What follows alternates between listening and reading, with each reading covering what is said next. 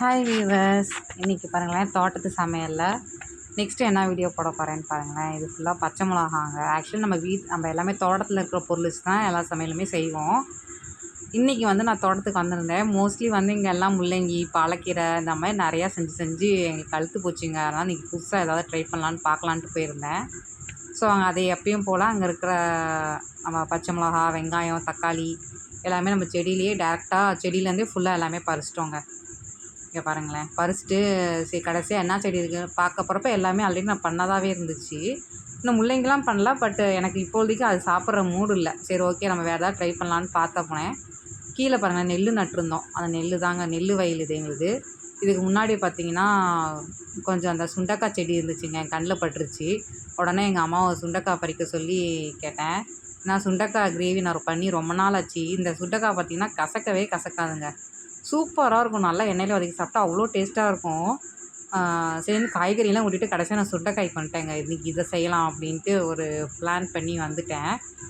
Actually நிறைய காய்கறி இருக்குதுங்க. பூசணிக்காய், அந்த மாதிரி பரங்கிக்காய் எல்லாமே தோட்டத்தில் இருக்குது.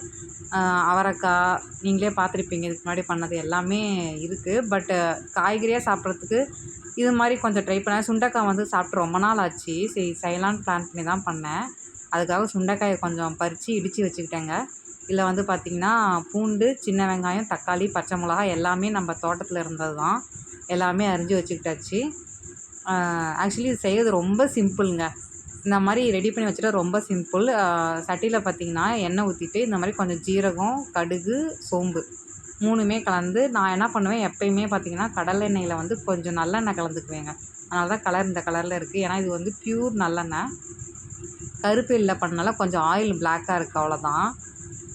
இதில் எல்லாமே போட்டு நல்லா பொரிஞ்சோடனே இந்த மாதிரி வெங்காயம், பச்சை மிளகா, கருவேப்பிலை போட்டு நல்லா ஒரு வதக்கிறீங்க. பூண்டு எல்லாமே போட்டு வதக்கிட்டு இதுலேயே ஒரு மீடியம் சைஸ் தக்காளிங்க, தக்காளியும் போட்டு கொஞ்சம் நேரத்துக்கு நல்லா வதக்குனிங்கனாலே போதும். இது மாதிரி கொஞ்சம் நல்லா குழஞ்சி வந்துடுங்க. நல்லா குழஞ்சி வந்த உடனே இதில் நம்ம தட்டி வச்சுருக்கோம்ல சுண்டைக்காய், அதை இந்த எண்ணெயிலே போட்டு நம்ம நல்லா வதக்கணுங்க. எந்த அளவுக்குனா நல்லா எண்ணெய் பிரிஞ்சு வரணும், அந்த அளவுக்கு இந்த சுண்டைக்காயை நம்ம வதக்கிடணும் ஸ்டார்டிங்லேயே. அப்படி பண்ணிங்கன்னா கண்டிப்பாக கசப்பே இருக்காது. இது ஒரு டிஃப்ரெண்ட்டான டேஸ்ட்டாக இருக்குது. இதில் பார்த்திங்கன்னா நான் என்னென்ன போட்டிருக்கேன்னு பார்த்தீங்கன்னா, இது சாம்பார் மிளகா தூளுங்க. அதாவது நம்ம வீட்டில் அரைப்போம்ல குழம்பு பொடி, அந்த குழம்பு பொடி, மஞ்சத்தூள், உப்பு, அவ்வளோதாங்க. நான் வேறு எதுவுமே முக்கால்வாசி எதுக்குமே போட மாட்டேன். ஸோ இதுலேயும் அதே மாதிரி தான். நம்ம வதக்கும் போதே பார்த்திங்கன்னா நம்ம நல்லா வதக்கியிருந்தோன்னா இந்த மாதிரி நல்லா எண்ணெய் பிரிஞ்சு வரும். மஞ்சத்தூள், மிளகாத்தூள், உப்பு, அவ்வளோதான். வேறு எதுவுமே நீங்கள் போட தேவையில்ல. இதே மாதிரி கன்சிஸ்டன்சியில் நீங்கள் இறக்கிட்டிங்கன்னா இங்கே பாருங்களேன் இப்படி நல்லா வரும். ஆனால் இது நான் சாப்பிட்டு பழகிருச்சு. ஸோ நான் இந்த டைம் நான் என்ன பண்ணிட்டேன், கொஞ்சமாக புளியும் நாட்டு சர்க்கரையும் போட்டேங்க. போட்டு நல்லா கொதிக்க வச்சு எடுத்திங்கன்னா இந்த மாதிரி சாப்பாட்டு ஊற்றி சாப்பிட்டா அவ்வளோ அருமையாக இருந்துச்சுங்க. இங்கே பாருங்களேன், ஒயிட் ரைஸுக்கும் இந்த மாதிரி கிரேவிக்கும் ஒரு அப்பளம் வச்சு சாப்பிட்டோம்னா அவ்வளோ சூப்பராக இருந்துச்சு. நான் கொஞ்சமாக புளியும் நாட்டு சர்க்கரையும் ட்ரை பண்ணி பார்த்தேன், பட் இதுவும் ரொம்ப சூப்பராகவே இருந்துச்சுங்க. இந்த சமையல் உங்களுக்கு பிடிச்சிருந்துச்சுன்னா மறக்காமல் என் வீடியோவை லைக் பண்ணுங்கள், ஷேர் பண்ணுங்கள், மறக்காமல் சப்ஸ்கிரைப் பண்ணுங்கள். நெக்ஸ்ட் நான் என்னென்ன சமையல் செய்யலாம், இனிமேல் நெக்ஸ்ட்டு நான் ஆட்டுக்கு என்ன கொடுக்க போகிறேன், இந்த மாதிரிலாம் சொல்ல போகிறேன்.